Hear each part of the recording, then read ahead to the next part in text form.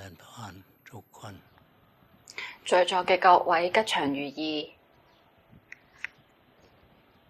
ดีนะเช้า好好，一大早就嚟聽法啦。ทำแบบนี้แหละ之前龍波都係咁樣做㗎。ถ้าไม่ได้อาทิตย์ไหนไม่ได้ออกไปกราบ如果邊個禮拜冇去頂禮高僧大德，咁呢就會等住高僧大德講法。เข้ามาเทศ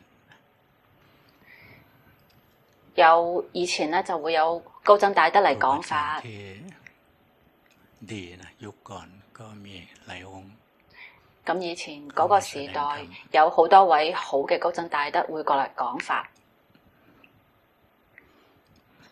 หลังๆก็ลำบากนะไม่รู้到咗後邊就比較難啦，就唔知要去邊度聽。ถ้าเรา如果我哋ตามข่าวในวงการพระเราวงการศาสนาเรา去跟住去聽佛教嘅新聞，วุ่นวายเป็นระยะ就會不時咁樣發現各種各樣嘅問題。之前龍波喺國務院工作，同埋社會慈善機構一齊做嘢。ผู้เฒ่าที่เข้าใจเรื่องศาสนาดี嗰度嘅團體係比較年紀大嘅人啦，咁對宗教嘅認識係非常之好嘅，就會努力咁樣去戰鬥，將嗰啲假嘅唔真實嘅就排除喺外面。咁嗰個時候呢，唔好嘅就會排除咗好多。佛教徒就好鍾意聽一啲謠傳，又話呢度好好啦，嗰度又好好啦。根本就唔知道話好到咩程度，咁用乜嘢嘢嚟衡量，亦都講唔出嚟，就會去拜嗰啲假嘅嘢。咁有時候呢，一次成千上萬人嘅呢種情況都有嘅。嗰啲真正有能力啦，然後有知見嘅人，咁就努力咁樣去將正確嘅信息話俾大家知，然後咧法律層面都開始喺度運作。嗰個時候出家嘅有好多出名嘅人，其實咧就係有好多咧係犯咗斷頭罪嘅，即係就還俗嘅好多，同剩低一啲咧就同佛陀嘅教導係相違背嘅一啲道場，但係因為佢哋已經係非常之大啦，大到邊個都唔敢去喐佢啦，所以但係我哋想去解決所有嘅問題，解決唔到嘅。咁如果我哋明白人嘅天性，就會知道大部分人嘅根氣都係比較鈍嘅。咁對於佛教嘅教導，其實係仲唔係咁全面，就會去信嗰啲大家都信嘅嘢。喺古代嘅時候呢，就有各種各樣嘅呢啲新聞啦，一聽到就會好興奮，就話呢個出家人好好啊，話呢個居士好犀利啊，或者呢個活動好非常之好啊，咁就會跟隨住去，即係隨波逐流，跟住去做。咁咧嗰啲非常之堅定嘅人啦，比如話係初果聖者以上嘅人，唔信呢啲嘅。但係如果仲係凡夫，隨時都準備住去迷路。我哋現場絕大部分應該都係凡夫，咁就依然有機會，一直都有可能去迷路，所以唔好疏忽大意。咁乜嘢可以幫我哋唔迷路呢？就係嚟學習佛教。如果我哋唔去學習，自己去想像，自己去相信，然後就話呢個教嘅人睇起嚟好好喎，然後就信啦。或者我哋嘅好朋友話佢好好啊，咁就信啦。咁其實佛陀喺《噶拉瑪經》入邊已經係提醒過噶啦。佢就話唔好信啦，除非自己驗證過。所以我哋一定要去提升自我嘅免疫力，亦即係嚟學習佛教。學習佛教一共係有3門功課，稱之為三學。我哋一定要嚟學話點樣做，我哋先至會有戒。因為戒係控制或者係壓住我哋煩惱嘅工具，佢就唔俾煩惱可以控制、命令、指揮我哋嘅心。如果我哋修行仲唔夠嘅話，就會覺得戒係為咗令到個社會咧有規矩。但係如果不停咁樣修行，尤其是嚟到咗開發智慧呢個階段，我哋就會知道話戒係非常之重要嘅。喺開發智慧嘅時候，就會睇到所有嘅一切生咗就滅，冇一個自我或者係一個實體存在。有時就會睇到世間空，冇人冇我冇眾生冇他。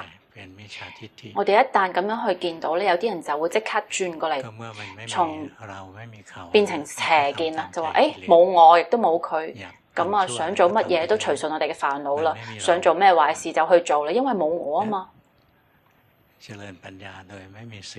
咁樣開發智慧係冇戒嚟保護嘅。喺我哋開發智慧嘅時候，我哋要睇，我哋唔去控制，我哋係嚟觀心觀身去工作。如果我哋煩惱嘅力量控制我哋嘅心嘅時候冇戒嘅話，我哋就會變成一個壞人，就會去講一啲衰嘅嘢，或者係做啲壞事。戒所以就係壓制我哋心，或者係可以控制我哋心嘅一個工具，唔令到我哋嘅心隨順煩惱，因為我哋煩惱嘅力量真係好強。好重要嘅戒其實就係5戒。第一條戒，我哋落定決心，唔去傷害眾生嘅身體，包括其他人、其他眾生、動物，亦都包括我哋自己，自細都屬於破戒。第一條係唔去傷害生命、眾生嘅生命。第二條就係唔去傷害其他人嘅財產，亦都包括自己嘅財產。比如話父母俾咗我哋遺產，我哋去賭博，咁就屬於喺度傷害緊自己嘅成個家族。第3條戒係唔去傷害其他人所愛嘅對象，去傷害其他人嘅細路仔啦，或者老婆啦，或者老公啦，咁就屬於好強烈咁樣傷害咗其他人嘅心，咁咧就會令到其他人有苦。喺啲壞人做咗壞事嘅時候，咁尤其是惡業仲未現前嘅時候，就會好得意忘形，覺得好玩好享受。但其他人嘅眼淚浸到自己膝頭上面咧，都由佢。但係惡業一旦現前，自己就會喊個不停。因為業真係存在嘅，真係有嘅。惡業幾時會現前？佢係屬於我哋冇辦法諗到嘅事物，係好似我哋咁樣嘅普通人冇辦法可以知道嘅，但係一定係會有結果嘅。之前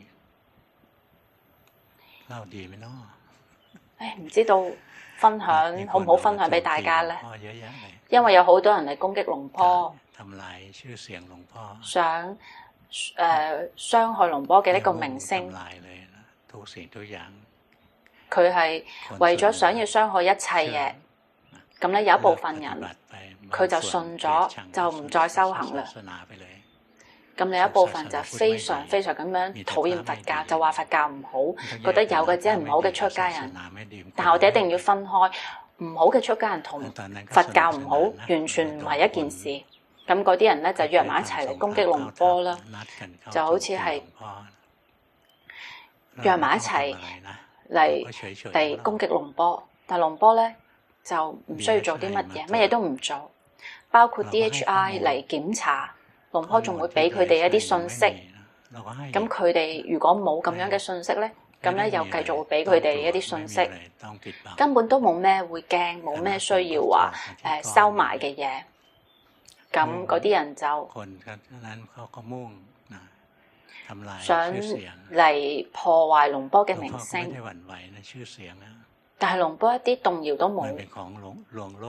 對於名聲名譽係屬於世間嘅，所有嘅讚譽批評得失，人哋係唔係恭敬自己，龍波一啲都唔感興趣，只係知道一點，自己冇做壞事。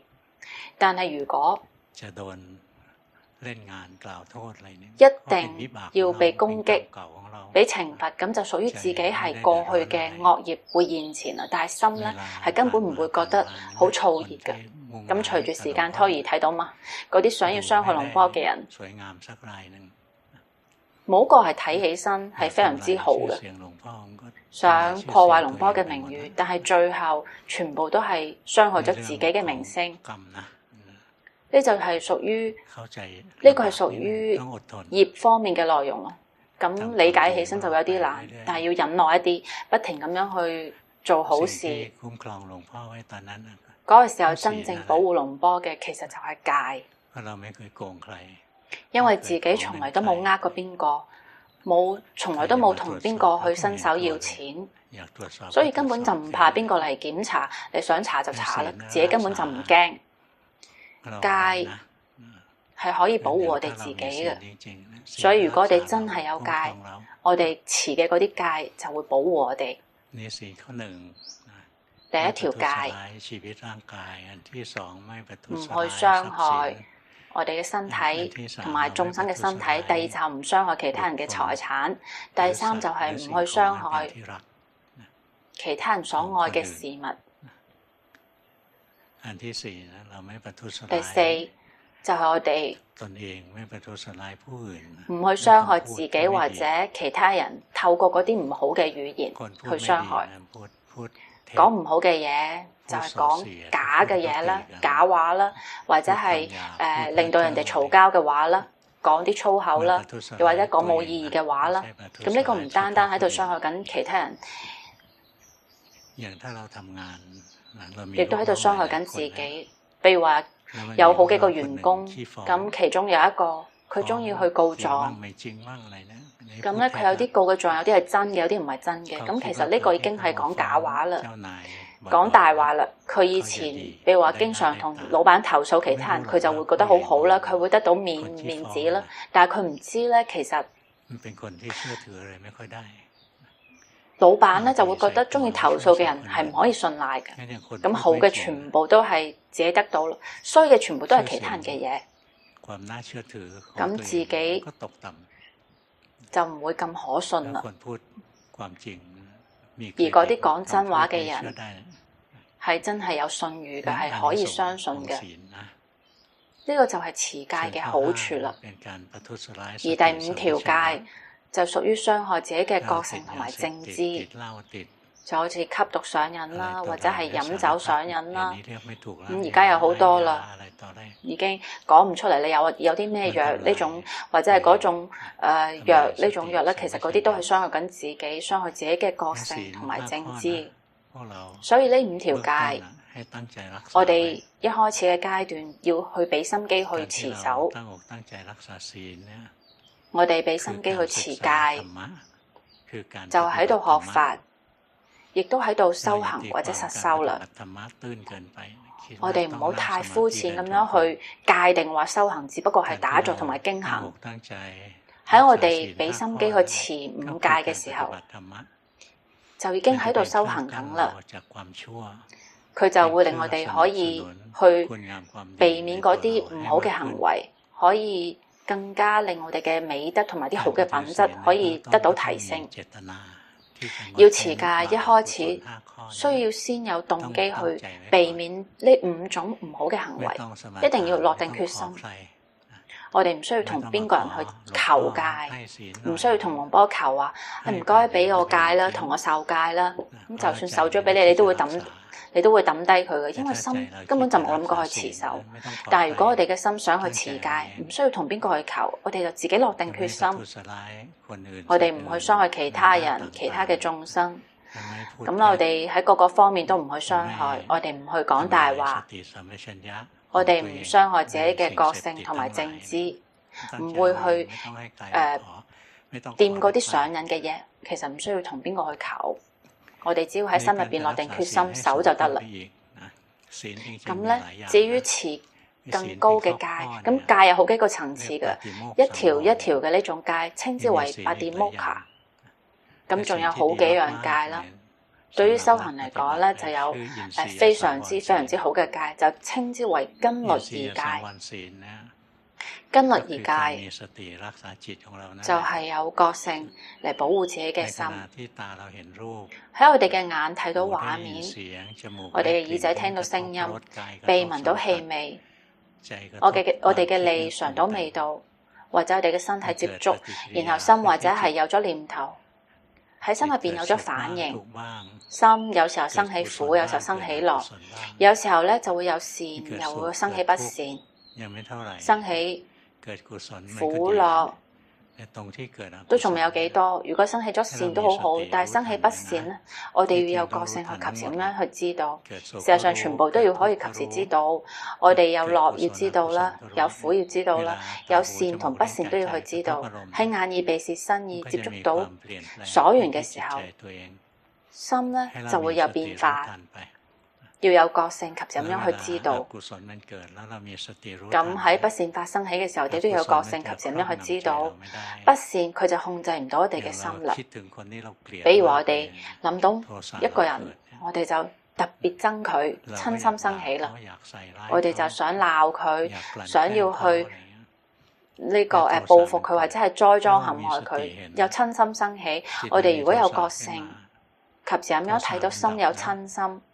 親心就會滅去，親心鬥唔過覺性㗎。幾時有覺性，嗰個時候就冇煩惱。所以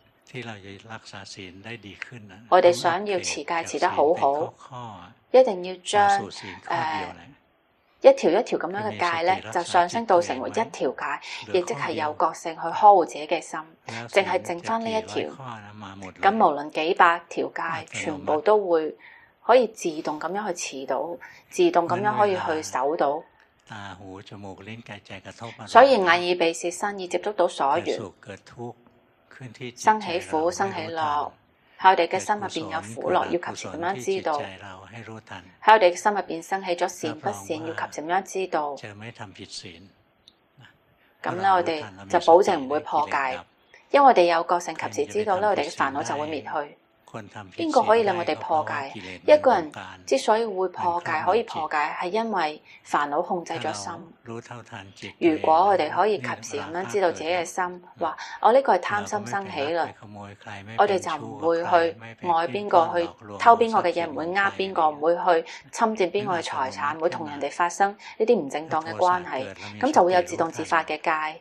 如果瞋心生起，我哋有覺性及時知道瞋心就會滅去，我哋就唔會去傷害佢嘅人哋嘅身體、人哋嘅生命，唔會去燒佢嘅呢個房啦，唔會去侵犯佢嘅老婆或者係細路仔啦，又唔會去栽贓陷害其他人啦。我哋就會有自己就會有戒。咁我哋持戒到真正同埋修行人匹配嘅階段，就一定要可以用覺性嚟呵護自己嘅心。有覺性呵護自己心嘅方法，其實就係經常咁樣去讀自己嘅心。我哋嘅心係點樣嘅，不停咁樣及時去知道，心苦、心樂、心好、心壞。有覺性不停咁樣緊隨住去知道，唔去控制，唔去改變。所以喺我哋真正修行嘅時候，我哋並唔係喺度斷煩惱，但係覺性生起嗰一瞬間，煩惱佢會自動咁樣就斷咗啦，所以我哋唔需要去憎煩惱，我哋都唔使努力咁樣去斷佢。煩惱生起咗，我哋有覺性及時咁樣知道，佢就會自然咁樣滅去。呢個就係第一門學科啦。第一門功課就係我哋點樣做心先至可以係正常，戒就係心嘅正常狀態，佢冇被呢個好粗重嘅煩惱控制。戒初步階段咧有5條、8條、10條，但係對於修行人嚟講，其實戒咧就得1條，就係根塵戒，亦即係眼耳鼻舌身意。呢個就係根啦。咁呢一接觸到所緣之後，我哋心入邊生起咗啲乜嘢，我哋有覺醒及時去知道。呢個就稱之為我哋有咗根塵戒，或者係稱之為根律儀戒。第二個學科係叫做無上心學。咁我哋學無上心學，可以令我哋得到嘅就係我哋嘅心有力量，可以去壓制煩惱。戒啊！如果煩惱嘅力量比我哋強好多，我哋就只可以去壓制心，唔令到佢隨住煩惱習氣。但係如果嚟到咗提升心學嘅呢個階段，亦即係要令我哋個心有力量。煩惱會喺我哋嘅心有力量嘅時候，佢就冇辦法可以入嚟。呢個力量係咩啊？其實就係禪定嘅力量。咁咧，我哋修行諗到嘅就係戒定慧，但係咧點樣提升戒定慧呢個方法就唔係太提到啦。我哋要想提升我哋嘅戒定慧，一定要去學習，要學嘅功課就有無上戒學。頭先已經分享過啦，咁接落嚟就係無上心學。如果我哋學自己嘅心，咁樣我哋得到嘅事物咧，就會得到好嘅禪定同埋正確嘅禪定。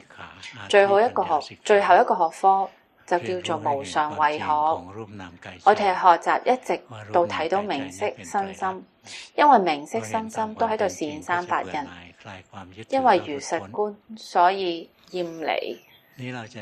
咁咧就會鬆開我哋嘅執着，就會解脫。我哋要想可以開發智慧，就一定要有好重要嘅工具嚟開發慧學，就係正定啦。正定係智慧生起嘅感因。咁提升我哋正定嘅功課，就叫做無上心學。一開始龍波出嚟教禪修嘅時候，教心學，咁有好多人，好幾個群體就問啦：點解你唔教打坐？教打坐，教經行，嗰啲都係固定形式，都係外在嘅形式，而真正嘅實質就係我哋嘅心有禪定定係冇禪定。呢一點好重要，唔係坐咗好耐之後。就係話好犀利啊，好勁啊！我打坐得好靚，我經行得好靚，唔係啊。其實我哋心夠唔夠寧靜？其實禪定係心安住嘅狀態，心安住我哋先至可以開發智慧。所以我哋一定要嚟學習。如果唔去學，仲期待住生起禪定，係根本冇可能㗎。又或者行住，然後低埋個頭，然後咧就叫人哋點下你個頭就會有禪定，其實冇可能㗎。其實令到自己心情好啫。有啲根氣比較鈍嘅人，好容易俾人哋有時候俾人咗，花咗錢之後仲覺得好開心，其實都係得到呢個程度啫。譬如話而家去咗寺院入邊，發現咗，見咗好多一啲天神嘅雕像啦，叫啲人去拜，拜咗之後有快樂，咁都好嘅，有快樂，但係唔會得到智慧，禪定都冇，有嘅只不過係快樂，好逃咗一邊，唔係真正嘅正定。真正令到我哋可以得到正定嘅功課，就稱之為無上心學。我哋就係嚟學習自己嘅心。禪定有2種，第一種係心寧靜，第二種係安住。如果我哋想要個心安住，我哋就修一個業處，帶領個心同埋單一有快樂嘅所緣持續咁樣喺埋一齊。心咧同所緣係一對一對呈現嘅，心佢係知者，咁咧，俾知道嘅對象就叫做所緣或者所觀。大家咧先忘記我哋以前學嘅嗰啲概念。呢個所緣佢唔係指情緒，其實呢個所緣實際上佢係一個對象。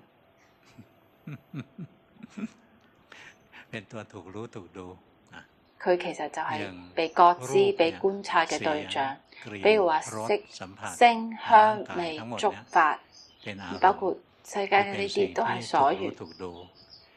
咁咧就係被覺知、被觀察嘅對象。咁我哋嘅內容咧都係所緣，比如我哋諗佛陀、佛陀、念佛陀、佛陀，都係屬於禪修嘅所緣。喺我哋要令到個心寧靜嘅時候，就帶領個心同埋單一有快樂嘅所緣持續咁喺埋一齊。乜嘢係主角啊？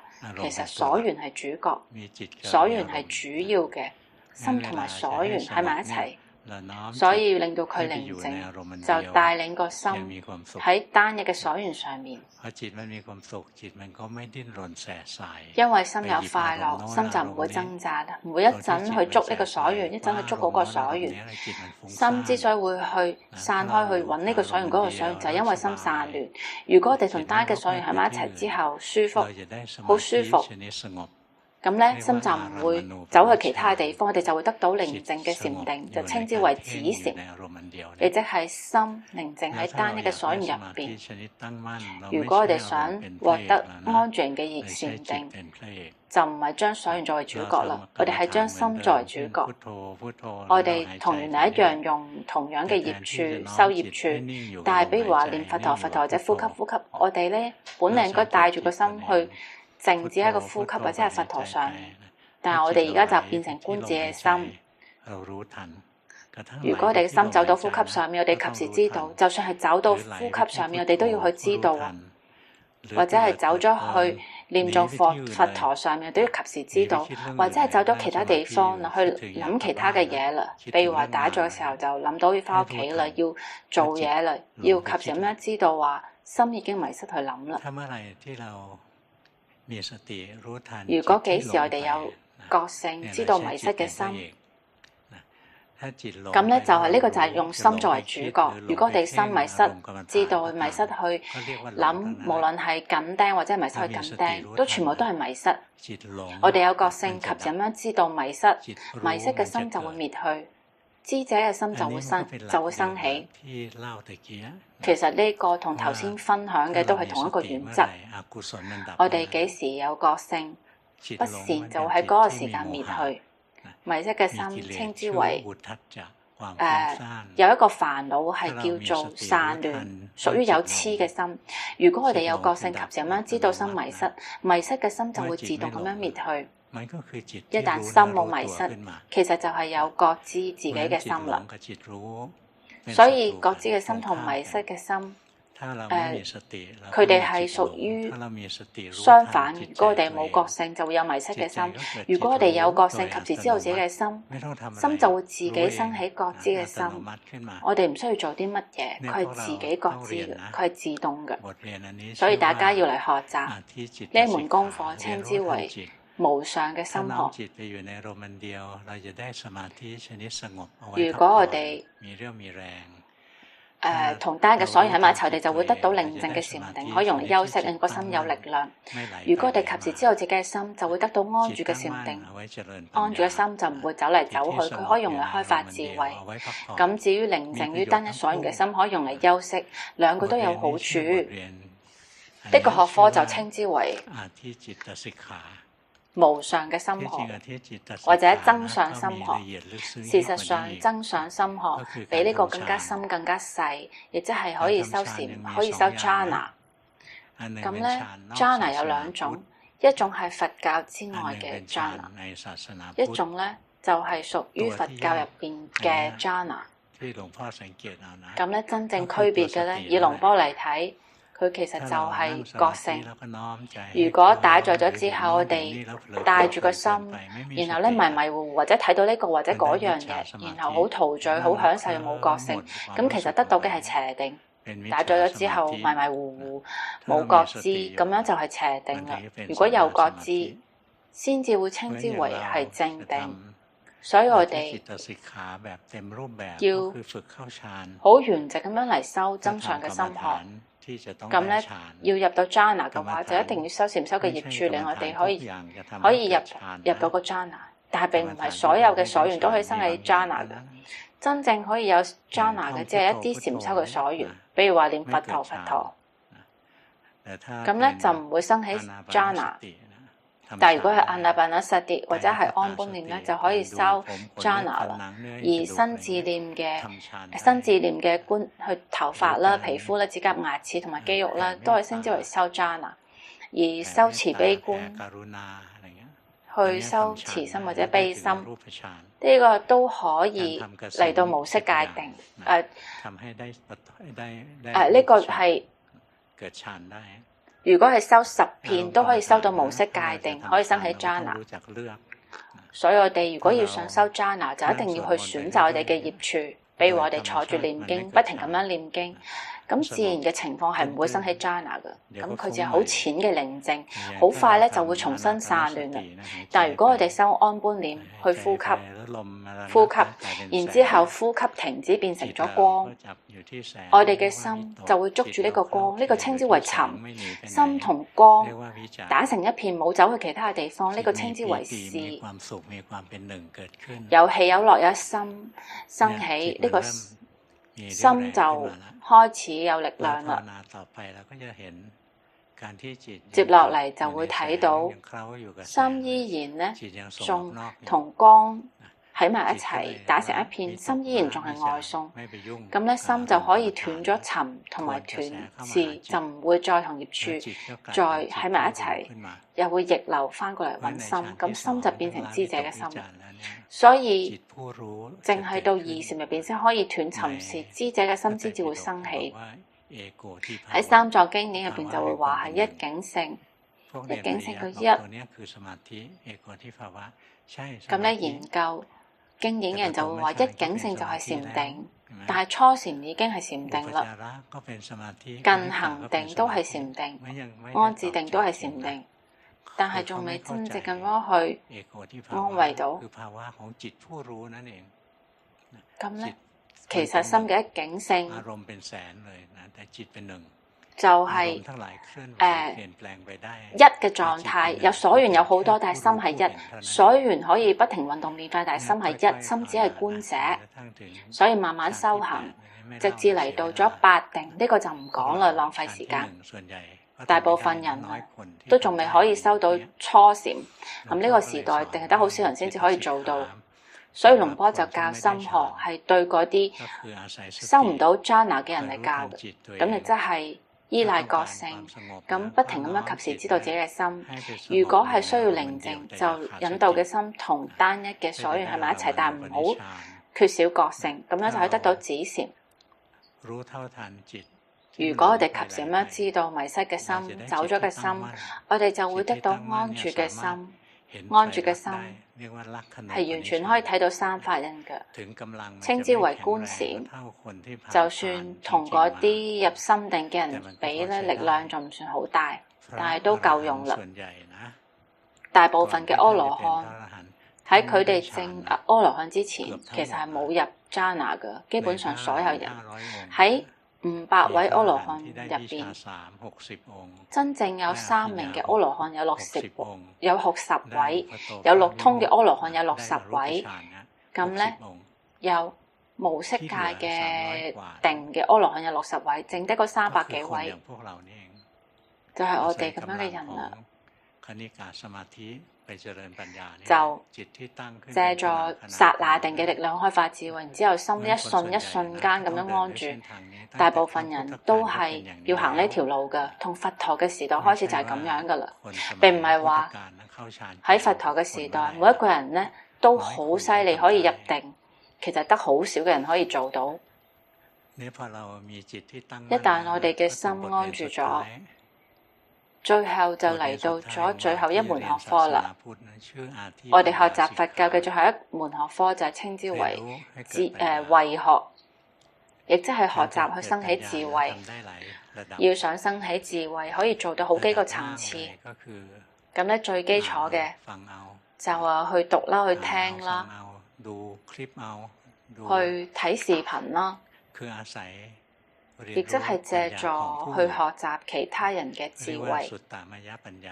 咁呢個咧就稱之為文慧，嗰啲源自於讀、聽、睇嘅智慧，其實屬於學習了解其他人嘅智慧。比如我哋讀三藏經典，經典入邊其實屬於佛陀悟道嘅智慧，或者係嗰啲過去大弟子嘅智慧。我哋去學一啲，咁但係呢個仲係佢哋嘅智慧，唔係我哋嘅智慧。只要唔係我哋嘅智慧，就總冇辦法可以清洗我哋嘅煩惱。但係我哋學呢啲理論係為咗可以知道修行嘅方法。如果學咗經典之後就覺得話好自滿，咁咧就同我哋嘅初衷係違背嘅。但係如果學理論係為咗知道修行嘅方法，咁樣就得。所以源自於聽啦、睇啦或者讀嘅智慧，屬於初級嘅智慧，可以令我哋知道修行嘅方法。我哋一旦聽咗之後，就要提升第二個階段嘅智慧，叫做思維，亦即係要識得去了解因果，亦即係要如理作意。我哋聽呢個法聽咗好耐啦。咁咧，我哋就從因果嘅角度嚟思維話，呢個法係咪有因有果嘅咧？咁佢可唔可以佢符合佛陀同埋所有嘅阿羅漢嘅教導啊？如果呢個法我哋聽咗好多啦，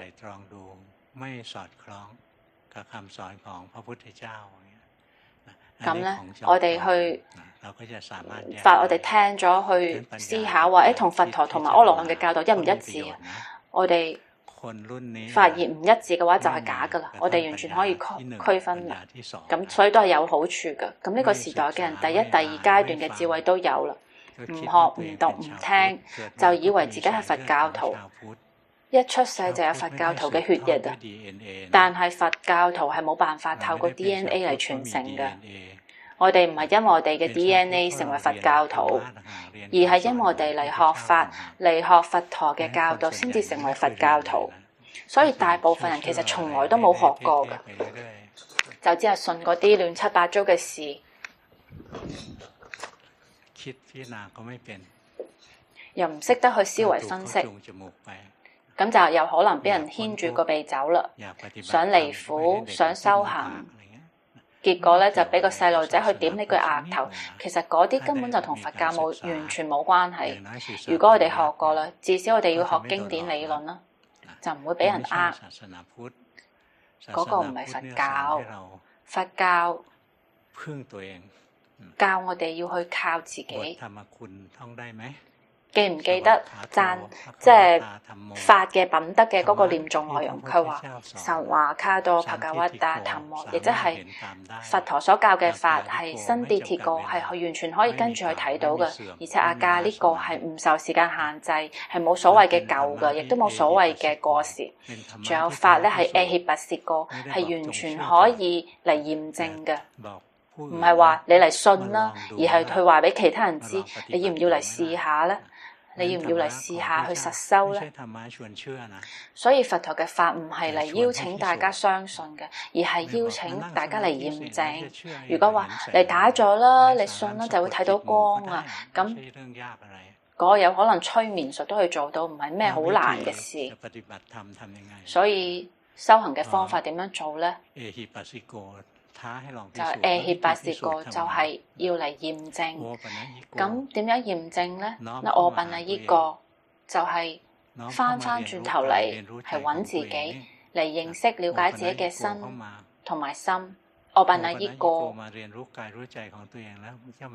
學習咗自己嘅身心之後，就會嚟到咗最後，亦即係 veditable變妙，亦即係智者，佢自己會知道，唔需要問其他人，唔需要去靠其他人。我哋煩惱喺自己心入邊，我哋可唔可以去清除佢？可唔可以清洗佢？咁清洗咗幾多個部分啊？清除咗嘅部分或者清洗嘅部分係咪徹底咁樣就斷咗，定係暫時斷咗？我哋自己會知嘅。所以作為佛教徒，如果我哋學，就會知道乜嘢係真嘅，咩係假嘅，就唔會變成邊個人嘅呢個右耳，咁咧變成其他人有啲人就會令我哋損失金錢，但係其實更加慘嘅就係損失咗時間。咁我哋越嚟越老啦，我哋如果迷失喺嗰啲亂七八糟嘅事入邊，就浪費時間，而且時間咧就一去不復返。如果我哋損失咗錢，仲可以重新再賺，但係時間損失咗就再都冇噶啦。所以俾其他人家就會浪費我哋時間。因此我哋要盡可能咁樣去訓練自己。咁第三層嘅智慧非常之重要，稱之為修慧。修慧嘅就係意思就係提升。開發智慧嘅方法係點樣做呢？講起身就會好耐，但係龍波就會簡短總結一下，就係有覺性，以安住且中立嘅心，如實觀身觀心。睇唔睇到龍波根本冇教啲乜嘢，龍波可以幫嘅只係話俾大家知，要有覺性去如實觀自己嘅身同埋心，係要以安住同埋中立嘅心去觀。我哋要有安住中立嘅心，係透過呢個我哋增上心學呢門功課，得到呢個安住人嘅禪定嚟做到嘅。我哋接觸咗狀態之後，心有滿意，及時知道；有唔滿意，及時知道，心就會中立。不停咁樣緊隨住去觀身觀心，有覺性去觀身觀心，去如實咁樣去睇。咁所稱之為如實或者係真實嘅嘢，其實就係三法印。如果有覺性觀身觀心，就覺得哇，呢個身體太靚啦，太健康啦，呢個唔係毗婆舍那啦。如果係毗婆舍那，咁一定要睇到三法印，所以有覺性觀身觀心如實觀，亦即係去睇三法印，而唔係去違背呢個三法印。學唔係為咗唔老，唔係為咗唔病唔痛，亦都唔係為咗唔死。就算佛陀佢都會老，佢都會病痛，佢都會死。所以我哋佛弟子唔係話學咗之後就長生不老啦，我哋係學係為咗要睇到明晰身心嘅實相。龍波一直教俾大家嘅都係喺呢啲範圍入邊，有覺性去照顧自己嘅心，從來冇過嘅戒就會有啦，從來都冇生起過嘅禪定就會生起啦。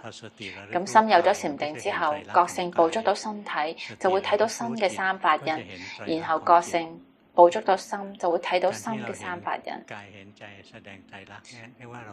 我哋睇到呢個如實咁樣睇到身心善三法印，就稱之我哋如實觀。我哋一旦如實觀呢，咁呢就會厭離，就會鬆開執着，然後就會解脫。心解脫，佢就會從埋對呢個明晰身心嘅執着入邊解脫啦。比如我哋執着呢個身呢個心，話呢個係我嘅，呢個係我嘅，咁我哋就會緊捉不放。但係如果我哋去分離五蘊，我哋就會發現每一個蘊、每一個界都冇過我。喺呢個身體入邊冇過我，喺感受亦即係苦樂嘅感覺入邊冇過我，喺想蘊亦即係記憶界定冇我，喺行蘊即係好壞嘅造作或者不好不壞嘅造作都冇我，喺心即係喺六個根門眼耳鼻舌身入邊都冇一個我。咁呢，修行嘅初步階段，智慧生起就會睇到冇我，其實就如實觀。一旦睇到冇我，就會證初果蘇达班那，就會知道冇我啦。咁接落嚟有覺性去觀身觀心，進一步去如實觀。接落嚟智慧就會越嚟越犀利，我哋就會睇到身心唔係我，但係呢，執着就依然仲有。初果嘅聖者可以斷嘅，只不過係錯誤嘅見解、邪見，而唔係執着，唔係捉取，唔係取。其實可以斷嘅只係身見結，只係斷咗錯誤咁樣以為我真係存在嘅呢個諗法。我哋一定要進一步去觀身觀心，以安住同埋中立嘅心去觀，進一步去睇身心嘅實相。其實中立嘅心就係唔入去干預佢，唔去干擾佢。有乜嘢狀態生起就係如實觀，唔去入去干擾，唔會有滿意同埋唔滿意。有滿意唔滿意就會入去干預啦。如果我哋睇到咗話呢個五蘊名色身心冇我，咁有覺性以安住且中立嘅心咧，去睇繼續觀身觀心，接落嚟智慧就會更加犀利，就會即刻睇到心呢個唔係我嘅呢個身體係咩咧？佢就係苦，佢係苦堆，有嘅只不過係苦嘅多同埋少啫。幾時可以睇到呢個身體係苦，就會厭倦、鬆開執着，就會從身體入邊解脫出嚟。呢個就係三果阿那伽彌嘅境界啦。最後修行就會直接切入到心。我哋從初果就已經睇到心唔係我啦，但係不停咁樣有覺性去觀心，不停去如實觀咧，到咗某一點就會即刻明白。呢個心就係苦，有嘅只不過係苦嘅多同埋少啫，唔係淨係得有苦同樂，有嘅只不過係苦嘅多同埋少啫。一旦我哋咁樣睇到咗實相，就會厭離，厭離就會鬆開執着，執着。如果我哋就唔會再對乜嘢心有執着啦，咁幾時唔對身心有執取，對五蘊唔再執着，就冇咩可以繼續執着啦。所以離苦純淨無染解脫自在就喺呢度，因為有智慧，又係以無上嘅智慧解脫，即係毗婆舍那嘅智慧。咁我哋有個性，以安住且中立嘅心，不停咁樣去如實觀身心，最後我哋就會生起毗婆舍那嘅智慧。我哋嘅呢個一開始就係睇到呢個身同心，唔係人，唔係我，唔係眾生，唔係佢。咁中間嘅階段就會睇到呢個身體本身就係苦，最後就會睇到心本身就係苦，然之後就可以放低全部，只係放低心就可以放低成個世界啦。然後我哋就知道話，心再都唔會去創造有啦，心冇漏煩惱，徹底咁樣擺脫咗漏煩惱，嗰啲包住心染污我哋心嘅漏煩惱，心一直都俾佢牽住個鼻走，心冇咗漏煩惱，心咧就已經徹底見到心就係苦，嗰個就係明。如果我哋冇睇到呢啲，就稱之為無明。苦嘅終點就喺我哋可以睇到實相有智慧嘅呢一點。一個人係透過智慧抵達純淨無染嘅，即係毗婆舍那嘅智慧。呢條路就係佛陀分享俾我哋嘅出路。每一個人去追隨佢步伐嘅人都係佢嘅子孫。我哋係佛陀嘅細路仔，我哋唔需要去揾藉口或者佛陀叫我哋嚟出世嘅，因為佛陀冇可能我哋每一個人嚟出世，每一次出世都會有苦。佢想我哋再次出世係冇可能嘅，完全係顛倒啦。咁我哋咧就要慢慢咁樣學，提升我哋嘅心靈水平，然之後嚟到佛嘅境界。我哋嘅心對佛法真嘅信仰就非常之穩定穩固，唔會再動搖，再都唔會相信出邊嘅謠傳啦。呢個就係我哋要學嘅全部嘅路線。我哋學咗之後，並唔係只係透過聽嚟學，一定要落手去實修。今日講法就講到呢度啦，會唔會太難啊？難都要學啊，好過於好容易，好容易嘅話就以為特別簡單，以為經常往往就覺得好簡單，冇㗎，冇免費㗎。